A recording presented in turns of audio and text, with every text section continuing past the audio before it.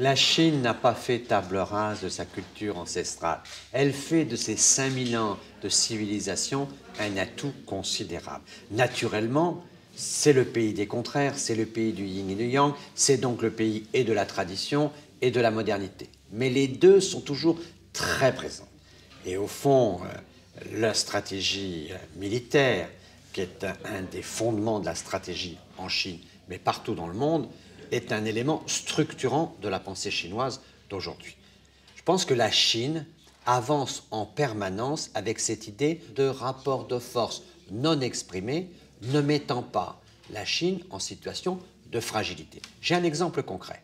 C'était à l'occasion du G20 à Londres.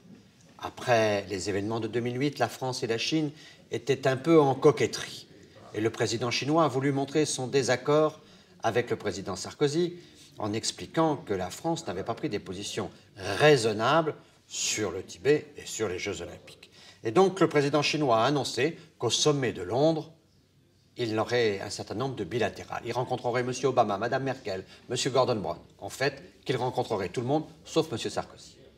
M. Sarkozy a répondu « Eh bien, écoutez, moi, je ne suis pas demandeur d'une réunion bilatérale. Il s'agit d'une conférence multilatérale. Je ne suis pas demandeur. » Mais la veille ou l'avant-veille de la conférence, le président chinois a demandé à rencontrer Nicolas Sarkozy. C'est-à-dire qu'il avait fait monter le rapport de force, mais il n'a pas voulu arriver autour de la table du sommet du G20 avec un conflit avec l'une des puissances du G20. Il n'a pas voulu être en guerre, entre guillemets, virtuelle.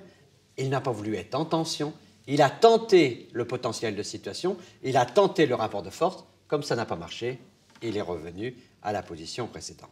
Et donc, c'est quelque chose qui est toujours très présent. Cette Chine pacifique avance, défend ses intérêts, comme tous les autres pays d'ailleurs, défend ses intérêts.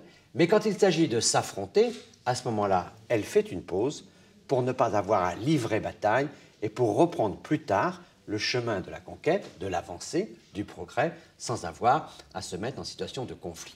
Je pense que cette ligne-là, qui est au fond une ligne un peu de dissuasion, qui est une ligne de stop and go, j'avance tant que je peux avancer et quand je rencontre la limite, je fais une pause pour repartir plus tard. Ceci est une pensée stratégique qui est au fond une pensée de Sun Tzu.